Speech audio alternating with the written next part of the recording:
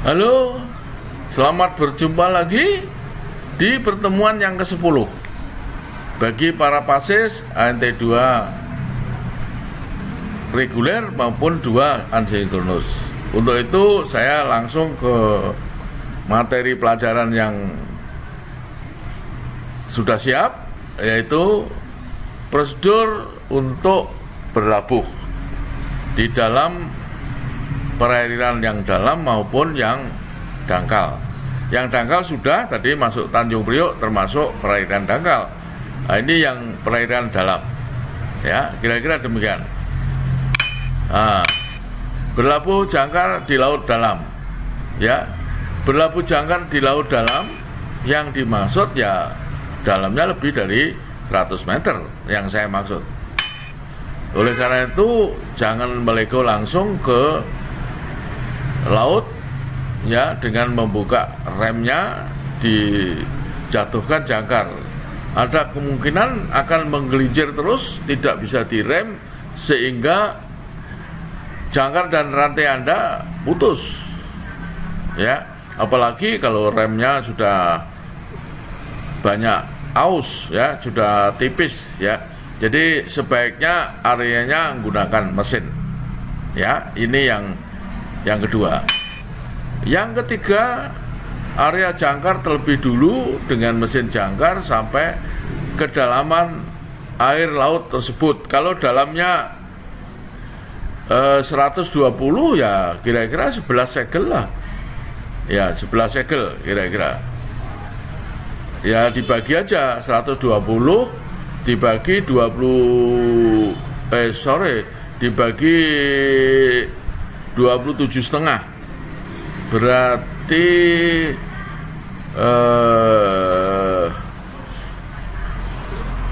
120 dibagi 27,5 ya sekitar 4 segel.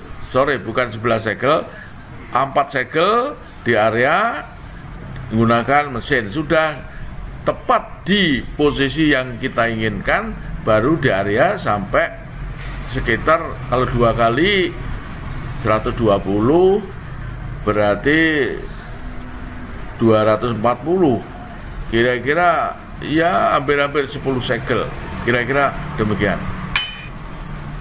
Setelah posisi yang direncanakan tercapai, baru ini kalau dalamnya 100, oke, sudah posisi sudah, baru dilego bebas.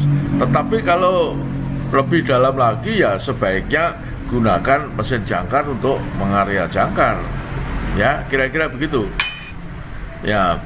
Jadi tidak dilego di area sampai berapa yang diperlukan, minimal 2 kali dalamnya laut. Kalau dalamnya 120, rantai jangkarnya harus 240. Kalau 1 segel 27,5, ya kira-kira 11 segel, ya, di area sampai 11 segel baru diikat, kira-kira demikian. Yang keenam, area rantai jangkar 3 atau 2 kali. Kalau terlalu dalam 3 kali kayaknya ya tidak cukup, rantainya habis nanti. Sesuaikan banyaknya segel rantai jangkar, yang jangan sampai menggelincir hingga putus di ujung pengikatnya di ceruk rantai, ya. Itu tadi, kalau ini ada, saya anjurkan bisa dibuka remnya baru dilego. Untuk lebih aman lagi, ya lego aja menggunakan windlass dengan menggunakan mesin jangkar, ya kira-kira begitu. Perlu diingat, 1 segel 27,6 meter. Jadi tinggal membagi aja berapa dalamnya laut. Dari meter itu dibagi per segelnya 27,6. Selanjutnya sama dengan prosedur lego jangkar di laut yang tidak dalam, ya. Ya, ini contohnya sudah disiapkan di area dalamnya laut 150. Kalau 150 dibagi ini, ya hampir-hampir ya lebih dari 6 segel, ya. ini kurang lebih 5 segel di area, ya.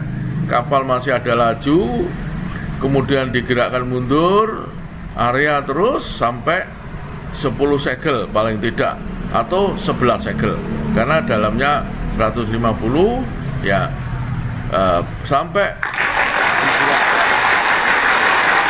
mundur mesinnya sampai kencang, kemudian rantainya slack, berarti sudah makan, ya. Jadi kalau ini 150 dalamnya, ya panjang rantainya harus 300 meter. 300 meter tuh kira-kira ya 11 segel, ya, kira-kira demikian untuk aman. Jadi nanti jangkarnya di area menggunakan windlass, menggunakan mesin jangkar, jangan dilego untuk lebih amannya, ya. Kira-kira demikian berlabuh jangkar di laut yang dalam. Selamat mencoba, ya, itu. Berikutnya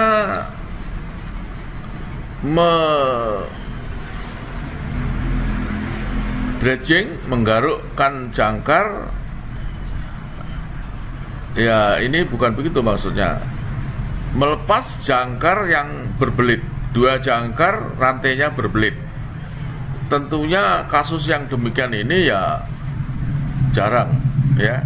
Saya sendiri selama belayar 32 tahun belum pernah melihat 2 rantai jangkar berbelit. Karena umumnya kalau lego jangkar ya 1 jangkar saja, bukan menggunakan 2-2. Kalaupun menggunakan 2-2, posisi legonya ya harus berjarak yang cukup aman, kira-kira begitu, ya.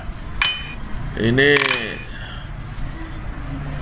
memutar ini, ya, memutar kapal di alur sempit, ya, maju, ya, cekar kanan, stop mesin, mundur mesin area jangkar, baru mundur, hibop jangkarnya, ya, hibop, sudah menghadap ke arah semula, mesin maju, kemudian tengah-tengah langsung kembali ke tempat semula, ya, terus, ya. Ini kira-kira demikian. Untuk kapal yang baling-baling ganda lebih mudah, maju, tiba di tempat yang diinginkan, muter kanan, kemudian mesin kanan stop, mesin kiri maju, kapal muter, ya, terus yang kiri digerakkan mundur sehingga kapal muter di tempat. Stop mesin, yang kiri sudah menghadap ke arah semula, 2 mesin digerakkan maju dengan kondisi sama. Kalau maju setengah, 2-2 ya maju setengah, maju penuh ya 2 mesin maju penuh. Maka kapal akan kembali ke tempat semula. Ini contohnya, ya. Ini melepas tadi yang saya maksud tadi di sini, melepas rantai jangkar yang berbelit, ya. Ini berbelit, nampaknya sudah jarang lah kejadian seperti ini, ya. Tapi ini ada di teori dalam buku-buku olah gerak, mungkin sering ditampilkan, ya. Tapi untuk saya kayaknya ya jarang lah kalau sampai terjadi 2 rantainya berbelit, ya. Ini diikat, baru nanti dilepas segelnya, baru dimasukkan ke sana, diibot ke atas, ya, kira-kira gitu. Ini melepas rantai yang berbelit, ya. Mudah-mudahan jangan sampai mengalami. Kalaupun lego jangkar ya tidak di satu tempat 2-2 di lego, pasti harus berjarak antara jangkar yang satu dengan jangkar yang lainnya, kira-kira demikian. Masuk dok, sekarang ini kapal masuk dok, informasikan ke pihak dok ukuran, panjang, lebar, dan drap kapal saat masuk dok untuk mempersiapkan pihak dok. Atur trim sedapat mungkin, trimnya kecil, syukur kalau bisa even keel sehingga kapal langsung duduk di dok. Atur drap kapal sesuai permintaan pihak dok. Mungkin pertimbangan dalamnya dok kalau dok gali atau tingginya dok apung kalau dok apung. Bending moment siripos dalam batas aman, sudah pasti sama dengan waktu kita memuat. Walaupun trim dan drop tercapai, tapi bending momennya harus aman. Berapa displacement kapal pada saat nanti naik dok perlu disampaikan ke pihak dok, apalagi kalau doknya dok apung, tentunya jadi pertimbangan untuk beban dok itu untuk tetap mengapung. Berapa jumlah air balas yang akan dibuang di dalam dok itu. Kalau kapal tanker harus gas spray, artinya tidak ada lagi gas hidrokarbon di atas kapal. Sebagai tanda bendera merah boleh diturunkan karena sudah ada sertifikat gas spray dari pihak yang berwenang, sehingga kapal itu bebas untuk pekerjaan panas. Saya pernah melihat kapal tanker naik dok, bendera merah pun masih berkibar, deknya masih gelipotan, nampaknya kargonya minyak hitam. Sehingga pada waktu sudah naik di dok, pihak dok melakukan pengelasan, langsung terjadi kebakaran. Kira-kira demikian. Untuk Anda ketahui, kalau Anda sebagai chief officer atau master di suatu kapal tanker, kapal naik dok harus gas spray dan dapat sertifikat dari pihak yang berwenang, suruh datang ke kapal memeriksa bersama kru kapal bahwa kapal bebas gas.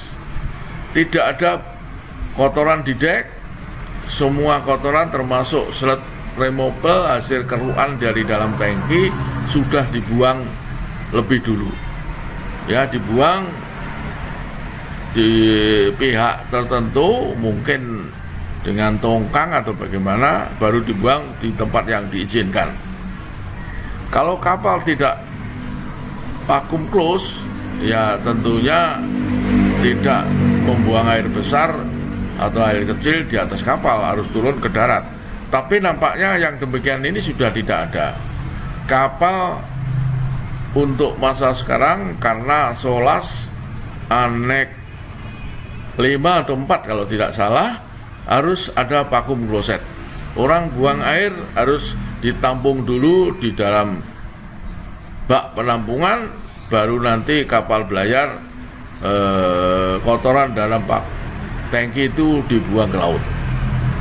Siapkan sambungan kabel, biasanya orang mesin atau electrician yang menyiapkannya itu.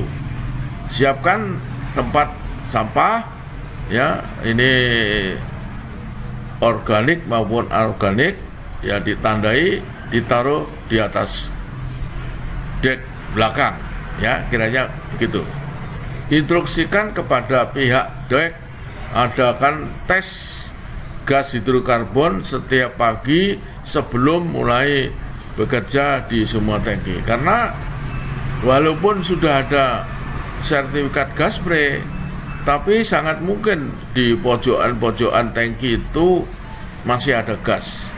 Ketika dikorek-korek mau ada pengelasan, maka kondisi gas hidrokarbon dalam kondisi flammable, yaitu antara 1 sampai 10%, oksigen 21%, ada sumber panas dari las, itulah yang memungkinkan terjadinya peledakan di atas kapal yang sedang mengalami dok, sedang docking di atas dok, terjadi peledakan. Untuk itu tiap pagi sebelum mulai pekerja dok las mengelas, supaya sebaiknya di tempat-tempat yang dicurigai dites lagi.